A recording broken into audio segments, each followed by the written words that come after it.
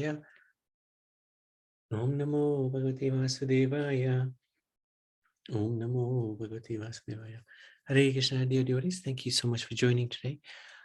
We seek the blessings of Radha Madhav, Radha Shyamsundar, Krishna Balaram, Ponitai Srila Prabhupada, and the assembled devotees, so that we can continue with the Sapta Rishis.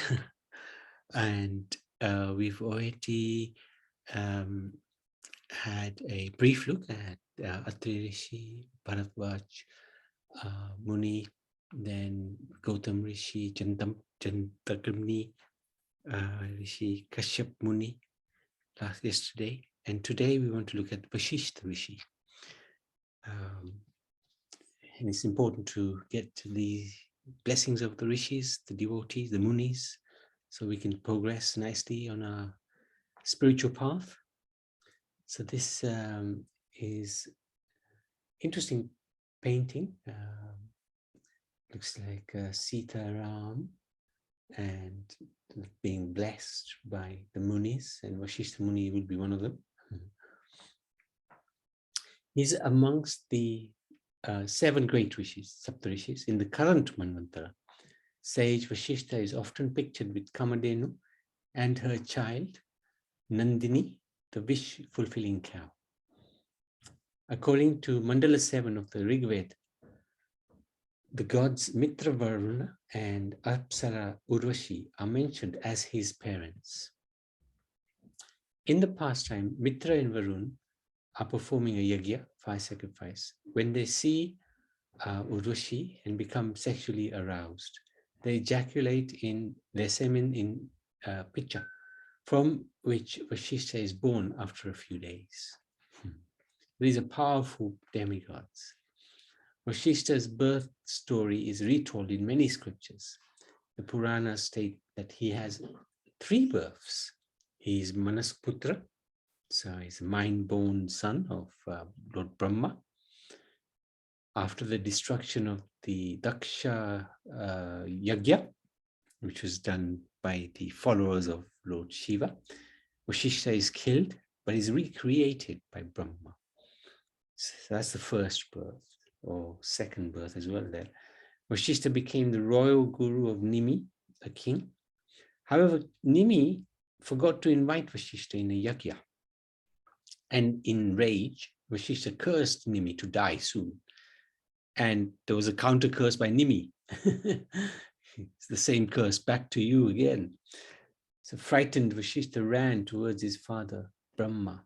Brahma suggested him to emerge in Varun and Mitra. When Urvashi was seen by Varun and Mitra, Vasishtha re-emerged from them. Very interesting how Vasishtha's births take place. He is married to Arundhati, who, according to Bhagavad Puran, is the 8th amongst the 9 daughters of Kardam and Devahuti. As the wife of one of the Saptarishis, the 7 seers, she is accorded the same status as the 7 seers and is worshipped with them as such. In the Vedic and Puranic literature, she is regarded as the epitome of chastity, conjugal bliss, and wifely devotion. So Vasishtha Rishi is recognizable in many historical artworks by his hair, which is worn in a distinctive Jata Makuta style of the ascetics, piled high on his head. Lord Vishnu and Shiva are often depicted with Jata Mukuta, meaning their conical crown, meaning their conical crown. Jata are the twisted locks of hair, and Makuta is the crest or ornament of the crown, headpiece. Interesting, they wear it in the same way as Vasishtha. Being the family priest of King Dashrath, Vasishtha Rishi is mentioned throughout the Ramayana. It was Vasishtha who advised Dashrath to perform a fire yagya in order to beget a child. Thus, Lord Ramachandra manifested as his eldest son in order to kill the demon Ravan. Many pastimes involving Vasishtha Muni and Lord Ramachandra, and that whole dynasty actually. The Ramayana also tells the story of a great feud between Rishi Vasishtha and Brahm Rishi Vishwamitra, another great sage mentioned in the Rig Veda. So in the pastime of Ramayana, we saw Vishwamitra Muni come to the court of the Dasharatha Maharaj and request to the help of Ram and Lakshman. So Vasishtha said to Dasharatha, let me take them to the forest. I will train them and they can also help us. And Dasharatha Maharaj was very scared. He said, oh, they're young boys. I can send my army. I can come myself. Why do you need my boys? So that made the Vishwamitra very angry. And at that moment, Vasishtha explained to Dasharatha, don't be angry, don't be scared. Your children are in the hands of Vishwamitra will learn a lot. They will be fully protected. So this is interesting. But they had a feud. The great feud between Rishi Vasishtha and the sage Vishwamitra is told in both the Adi Parva of Mahabharata and in the Ramayana. In the latter, the story is narrated by Satananda, King Janak's priest on the occasion of Ram's wedding. The account of these events deals with not only the pastimes of the great Rishi Vasishtha, but also with the Kshatriya turned sage Vishwamitra. The two sages took opposing sides, which resulted in a ruinous war of the 10 kings described in the Rig Vedas. So I'm not very familiar with that. Vishwamitra is also known as the great seer. So he's also one of the Sapta Rishis who created the Gayatri mantra. So this is one of the glories of Vishwamitra. He's the one who brought the Gayatri mantra to us, which is recited by the Brahmins. And as the rescuer of his nephew, Shuna Shepa, from being sacrificed. As Harishchandra's priest, Vishwamitra had advised that this rare human sacrifice be performed to placate Varun, who had afflicted the king with physical ailment for having broken his vows. The conflict between Vasishtha and Vishwamitra, as narrated by Chitraratha, revolves around Mother Kamadhenu, the wish-fulfilling cow. And some of these pastimes surrounding that are as follows. Vishwamitra, the king of Kanya Kubja, so he was a Kshatriya king. And one of the previous pastimes we talked about how he was born as the half-brother of Jandapni. Vishwamitra was born to the, who's it, the mother-in-law of,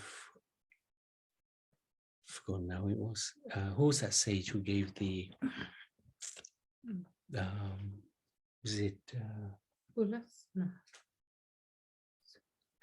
was it Gautam? No, can't remember. Anyway, he gave his wife some sweet rice and he gave the mother-in-law some sweet rice and they swapped it around.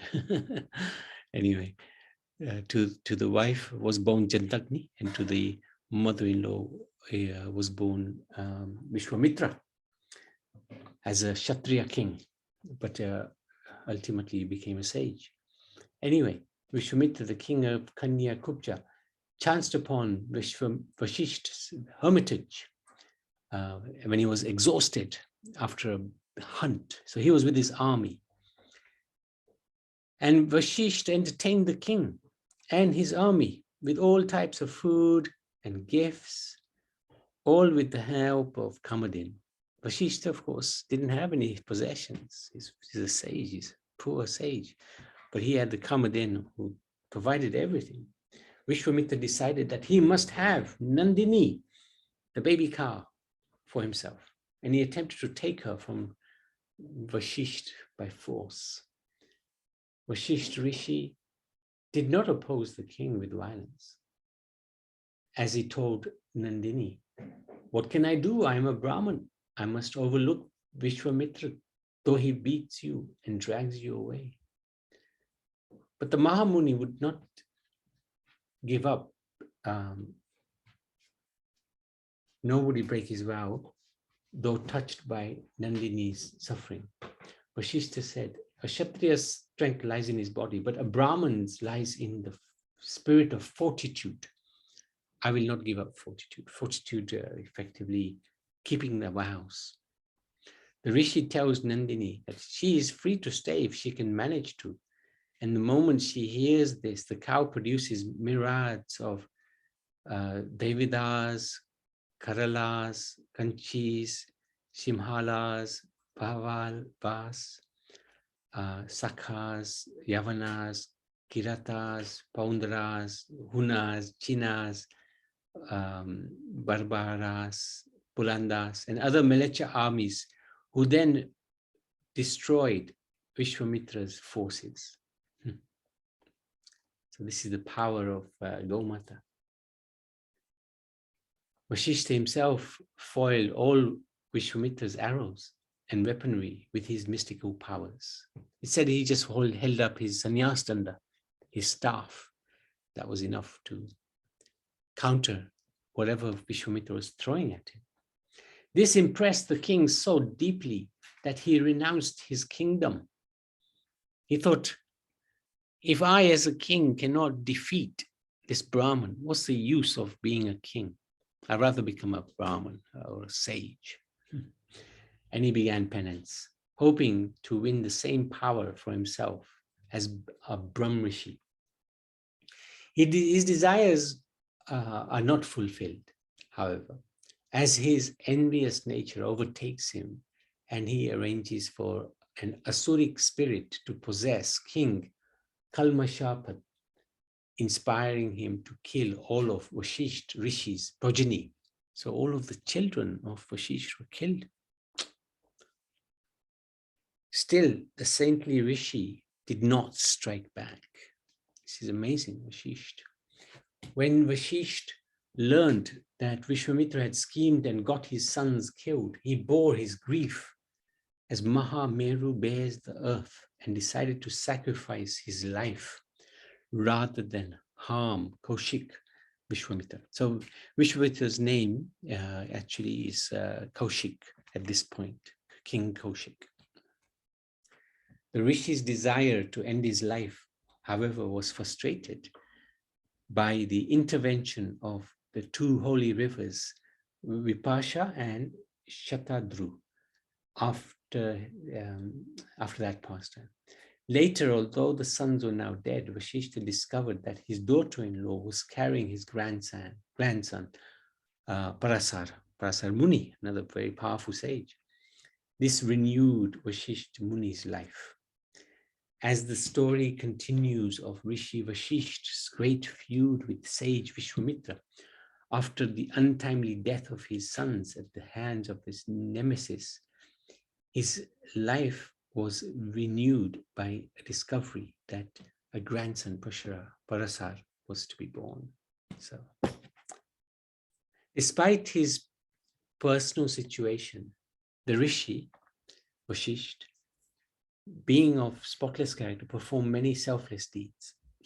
Having freed Kamala Shapad from the bonds of being a Rakshash, Vasishtha's noble spirit became known even to Vishwamitra.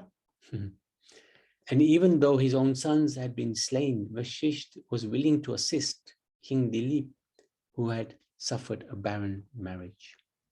When the king came to Vasishtha for help, he explained to the king that the reason for his being childless was due to his offending Kamadenu by walking past her without greeting her.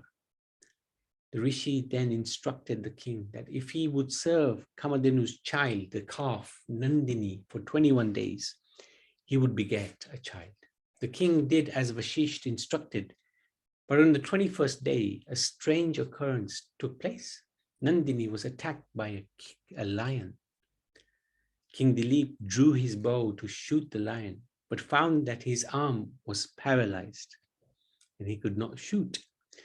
Realizing that the lion had some mystic powers, he begged it to let Nandini go and to instead take him as his prey. Just as the king was about to give up his life, the lion disappeared. Nandini then explained that this had been a test admirably passed by the king, and that he would now beget the desired son, who became known as Raghu. So this is the beginning of the Raghu dynasty, in which Lord Ramachandra was born. Brahmrishi Vasishtha's long feud with Vishwamitra came to an end one night when Vishwamitra came to kill the great Rishi. So this Vishwamitra was really wanted to do some harm. His mood was not gone. The Kshatriya mood was not gone. On reaching his ashram, Vishwamitra overheard Maharishi Vasishtha saying to his wife, Arundhati, on this moonlight night, only a person like Vishwamitra can engage himself in tap to please God. So he was praising Vishwamitra, and Vishwamitra had come to kill him. Hearing these words of praise, Vishwamitra became greatly ashamed. He repented by throwing away his weapons and falling at the feet of Rishi Vasishtha. And in that way, through the blessings of Vasishtha Rishi, Vishwamitra actually became a Brahmrishi. Vasishtha also had an ashram near Ayodhya, which covered 40 acres. The king of Ayodhya at that time was King Ikshwaku. When drought or famine plagued the people, the Rishi would produce rains through his tapabal, powers acquired through penance. He also caused the Saryu river to flow to the dam, bringing needed water. If the royal family of Ayodhya faced any difficulties, Brahmrishi Vasishtha would remove them. Vasishtha's Ayodhya ashram exists to this day. Although now situated on just a quarter acre of land, the ashram's well is believed to be the source of the river Saryu. Likewise, when Bhagirath became tired in his effort to induce Mother Ganga to pour her waters onto the earth planet, it was Vasishtha Rishi who encouraged him, giving him the requisite mantra to accomplish the deed. Maharishi Vasishtha authored the great work Yoga Vasishtha, which is a treatise on spiritual knowledge. Many of his excellent pastimes are mentioned in Shastra, each one demonstrating his great nobility of spirit, loyalty, and adherence to proper dharma. He was a true rishi, very calm, very collected, and very helpful. Whoever needed help, even they killed his sons, yet he still helped the king. Extraordinary. So this is Vasishtha Muni with Kamadhenu and Nandini, the calf. Nandini is as powerful as Kamadhenu herself.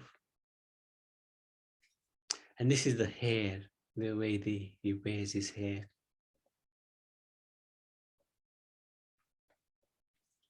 Vasishtha on Asan, Vishwamitra, Kamadhenu, and Nandini. So Vishwamitra is paying his obeisances to Vasishtha Muni. And we have Kamadhenu and Nandini.